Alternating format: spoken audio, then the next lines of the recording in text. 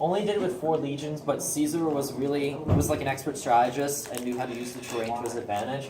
So he defeated the Gauls at the Battle of Alesia in 42 BC. Yes, that was the one with the double wall. And Question. So, was that the one with Vercingetorix? yes, that was the one with Vercingetorix. I think that's what he says. Vercingetorix. Vercingetorix, whatever you're saying. It is a battlefield park now. Yeah, Just I heard like they have like, or it took a while for them to actually locate the site of the battle because it was kind of like in northeastern France, but they didn't exactly know They where. found it with satellites.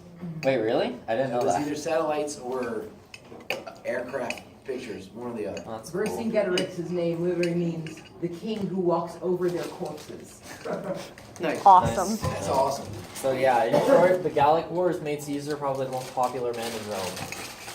And so obviously Pompey was starting to get offended by this, as well as the Senate, and they ordered Caesar to disband his armies, and Caesar was like, no. So that prompted him to declare basically, oh yeah, Yeah, just to clarify there, it was you need to disband your army and then come to Rome for trial, and we're going to exile you. oh right. So that's why he kept his armies, because he's Right. like, well, no, I'm not going to let you put me on trial for, having done nothing. Right. The trials He in doesn't Rome have were it. all fixed, like every single trial, everyone was bought, all these I would people were bet, bought yeah. off. And so, given Caesar's choice, you give up your army and they get exiled, or you keep the army and say, no, I'm not doing I it. think it was exile. I'm not sure. In order to debate it. Oh, Because you're I also debating think exiled or if he executed. shows up I'm pretty in sure it's exiled. Rome, he may not live for his trial. Right. I mean, True. He didn't that's live anyway. So, whatever happens, he definitely did. In some January morning, he crossed the Rubicon River, and this was basically an act of civil war on the Roman Republic, which was not really a republic because of a bunch of anarchy. But historians still consider it as a republic. So he strangely invades with 1 legion, and everyone in Rome freaks out because they think Caesar's coming with this massive army, but he's only coming with 1 army. So all the senators and Pompey flee to the east, and Caesar just walks into Rome and doesn't even like have to kill anyone.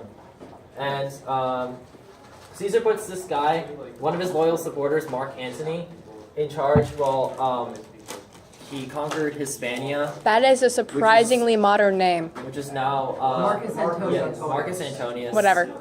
And Hispania is basically like Spain now. And he chased Pompey east, and he gathered legions as he went. That was one of Caesar's probably one of the most interesting things. People just like flocked to his banner, and his army just like grew as he traveled. So he finally got the numbers and the tactics to destroy Pompey at the Battle of Pharsalus. But Pompey was able to slip away to Egypt. But I think when Caesar got there, he found that Pompey was assassinated. And Caesar hated this because he wanted Pompey to work together with him to rebuild Rome. So he had his assassins assassinated, if that makes sense. Yeah. So Caesar believed that Pompey was assassinated because of the pharaoh that was in charge of Egypt, which was like this child puppet ruler. And he found himself in the middle of this civil war with that pharaoh and his older sister Cleopatra. Were And they his- also married? Yes. it's that Cleopatra. So Caesar sided with Cleopatra, and he defeated the boy king or boy pharaoh, and he installed Cleopatra as a ruler. And they had a son named Caesarion. And if I get this right, this was Caesar's only son, even though I'm pretty sure Caesar was married at this time. And Caesarion kind of drifted into the background. his wife after that. was barren. Yeah, And he hated his so, wife. so everybody kind of looked askew so he could, Yeah. So what happens next? So Caesar pardoned his enemies, and this is like a really interesting thing about Caesar after becoming dictator. But the real civil war didn't end until 45 BC with some minor conflicts in like the outstretches of the empire.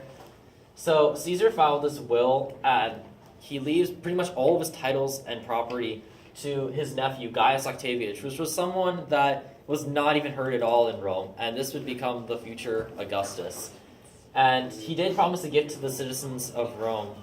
So Caesar made a bunch of programs that would benefit Roman society, patricians and plebeians alike, like the establishment of the Julian calendar, and that's how we get July, and add another month to our summer vacation, major public works projects, an annual census.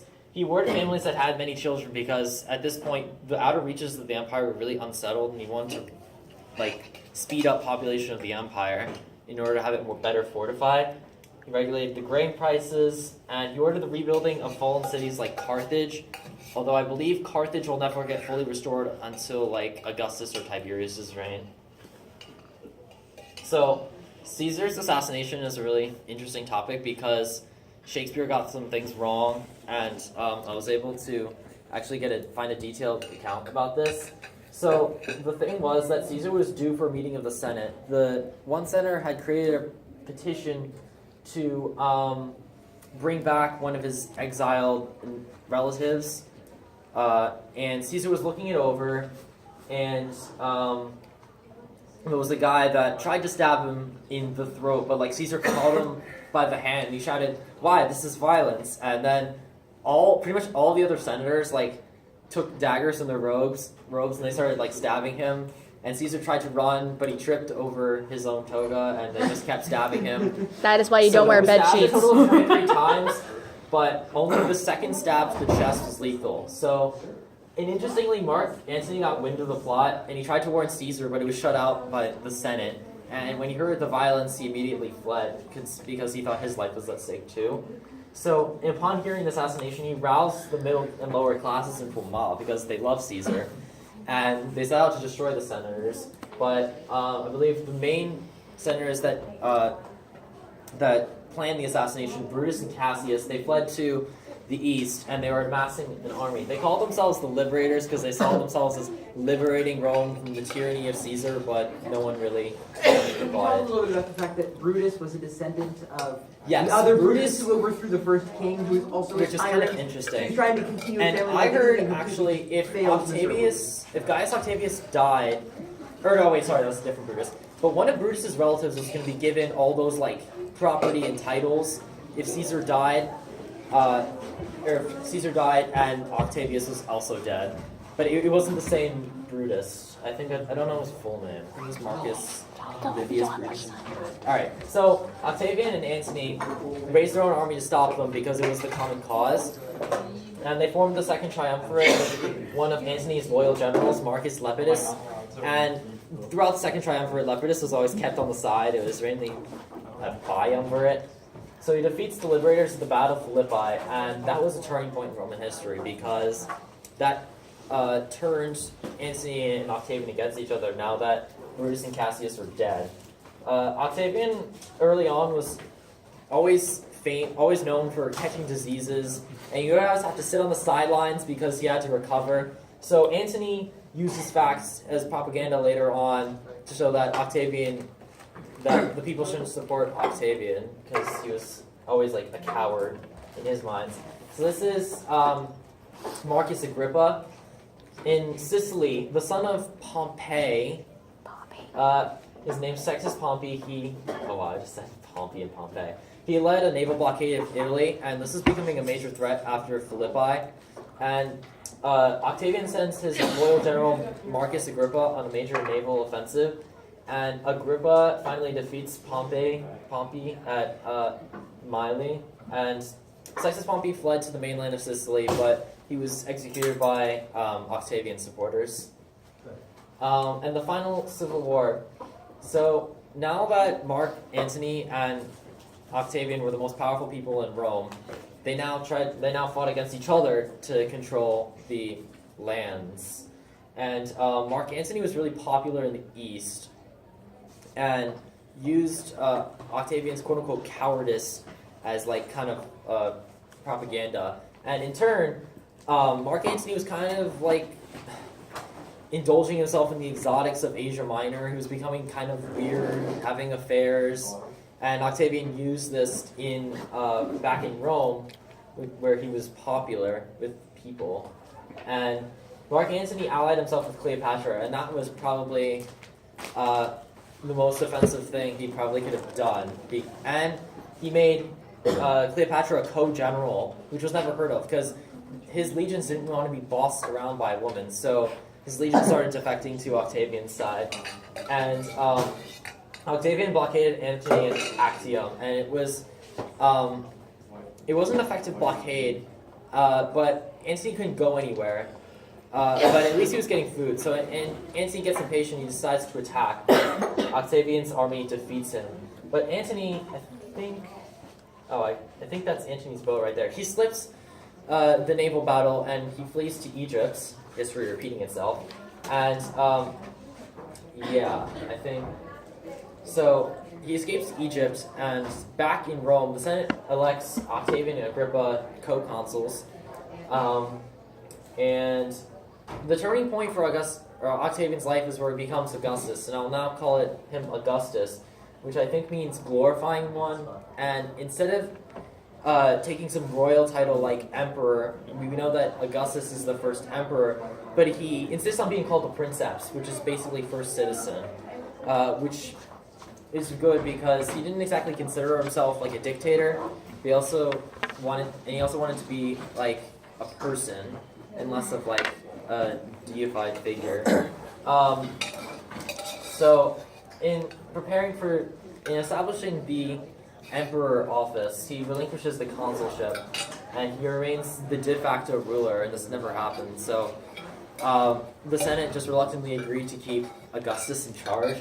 Augustus was given the powers of a tribune now that that office was basically dead since Sulla's reign. And on March 6, 12 BC, he gets the position of Pontifex Maximus, which is like the Pope, except with the Roman paganism after Lepidus' death. And I regard Augustus' reign to be the beginning of the Roman Empire, thus ending the Roman Republic, although there were like... Wait, is this here? Yes, it is. So I'm going to talk a little bit more. There were like still feelings of going back to the Republic after Augustus was dead, but then Tiberius became in charge, and it just seemed so periodic with this kind of dynastic rule. And I guess the last major effort to go back to the old Republic was after Nero died, and we had because that was the end of the Julio-Claudian dynasty, and then there was a bit of a power struggle, and that became the year of the four emperors. And but the support of going back to the Republic was eventually low, and that just ended in the Flavian dynasty. So I'll take some questions. Question: how big was the Roman Empire at this time? How And what big? countries did it contain? It's not the empire. Countries it contained. So North Africa, after Cleopatra died, which was at the end of Octavian's civil war, Rome annexed Egypt, and technically Augustus declared himself pharaoh, but that was kind of forgotten over the years. And let's see. So now it controlled France, probably a bit of Germany. It did not control Dacia yet until the 100s AD. It probably controlled what's now Turkey, and it stretched down to probably the west side of the Middle East, including Jerusalem. Didn't Pompey capture Jerusalem at some point? Yeah, he did. Pompey. He launched some major campaigns in what is now Syria, and I guess Jerusalem was taken. Even Assyria That's at part the of time. Yeah, it was Assyria. All right, question in the back. So yeah, like you said that there were like Augustus and like another person were elected to consuls. What happened to the other guy? Agrippa. So, Augustus, as soon as he became emperor, his plan was to create like a royal dynasty. So he started getting a wife and he had lots of babies. And Agrippa was included in the royal family, and he always considered Agrippa second in line for the throne. But we don't exactly know why, but Agrippa went into self-exile, and I forgot where. It was on some Greek island. And he spent the rest of his life there. And when he died, Augustus was really old, but there was really like no one else he could turn to, because that was his like most loyal supporter and his best friend for like his entire life. So, yeah. Well done, man. Great, a lot of work. Huh?